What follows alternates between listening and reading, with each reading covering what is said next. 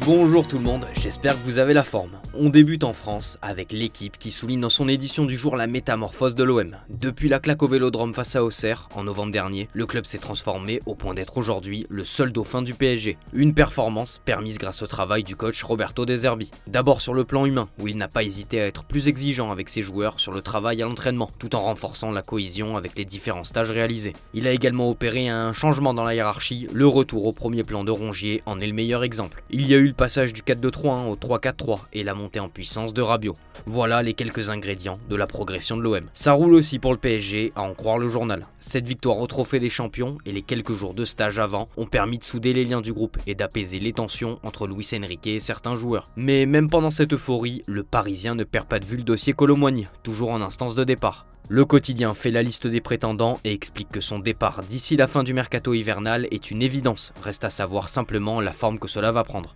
Tottenham et Manchester United sont les deux clubs les plus crédibles pour l'accueillir, avec à un degré moindre la Juventus selon The Athletic. La direction parisienne attend un prêt avec une option d'achat. On termine en France avec John Textor qui serait entré en négociation avec un groupe d'investisseurs saoudiens pour vendre 45% de ses parts de Crystal Palace pour environ 180 millions d'euros. Une rentrée d'argent qui serait la bienvenue pour convaincre l'ADNCG de laisser l'OL tranquille au moins à court terme. Direction l'Italie où on a eu droit à un match de dingue. Finale de Supercoupe d'Italie, derby de Milan, une affiche de rêve qui a tenu toutes ses promesses. C'est l'AC Milan qui s'est finalement imposé comme le placard de la Gazzetta, et les Diables Rouges reviennent de très loin. L'Inter menait 2-0, puis Théo Hernandez a sonné la révolte sur coup franc. L'opération remontada est enclenchée et l'AC Milan est parvenu à l'emporter 3-2 alors qu'on se dirigeait vers les tirs au but. L'homme de cette finale, c'est Raphaël Leao selon la presse italienne. Entré en jeu en début de deuxième mi-temps, il a changé le visage de son équipe. On a retrouvé le vrai Leao pour la Gazzetta, celui qui a fait gagner le Scudetto au Milan en 2021 ou qui a détruit le Real à lui tout seul cette saison. C'est lui qui a obtenu la faute sur le but de Théo. Il est à l'origine de l'égalisation et a donné la passe décisive à Abraham pour le 3-2.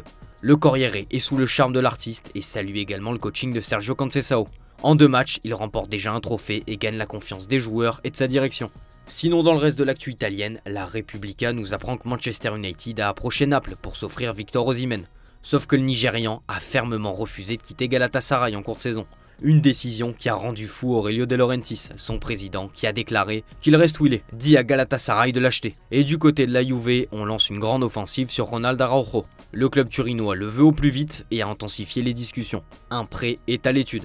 On file en Angleterre avec le choc entre Arsenal et Newcastle pour la demi-finale de Carabao Cup ce soir. Le Sun annonce un duel de haut niveau entre les deux coachs, Arteta et Howe, nom avec lequel le journal fait un jeu de mots. C'est en référence au 0-0 entre les deux formations, il y a 2 ans. Le coach des Toffees était rentré dans la tête d'Arteta dans un match sous haute tension. Son comportement sur le banc peut parfois agacer, demander à Unai Emery ou encore Ange Postecoglou. Comme le relaye le Mirror, l'entraîneur de Tottenham est dans le viseur de la fédération anglaise. Après le match, justement face à Newcastle il y a quelques jours, Postecoglou était furieux contre l'arbitre et a répété à 6 reprises que son équipe n'a pas été jugée de manière égale, sous-entendant un arbitre corrompu. Il risque une lourde amende et des matchs de suspension.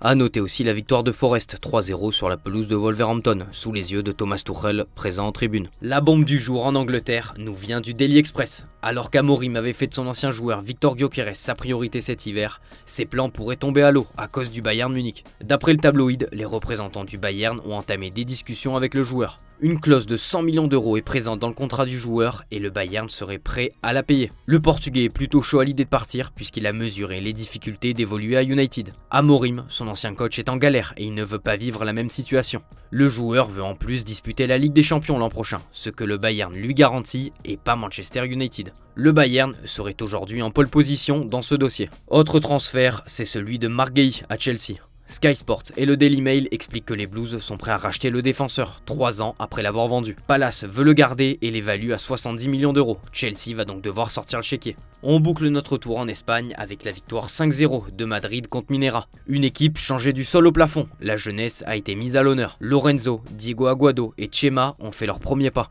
Hendrik, titulaire pour la 2e fois de la saison, est passé à côté au contraire de son coéquipier Arda Güler, auteur d'un doublé.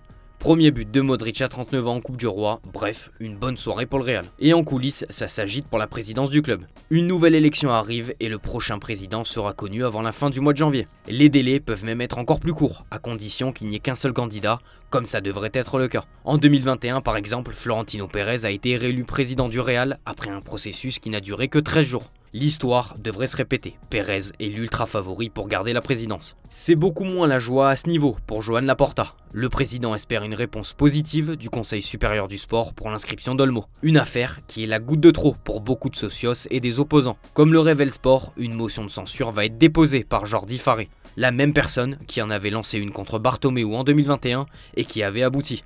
Il pense que Laporta est un problème pour l'avenir du club et qu'il n'a pas sa place. En effet, les groupes de socios, plateformes et associations liées au club du Barça ont publié dimanche dernier une lettre ordonnant le départ de Laporta et de son conseil d'administration. Un refus d'inscription d'Olmo ce soir pourrait pousser les derniers réticents à finalement vouloir se débarrasser du président. C'est tout pour ce matin, merci de votre fidélité et rendez-vous tout à l'heure pour le JT Foot Mercato. Ciao ciao.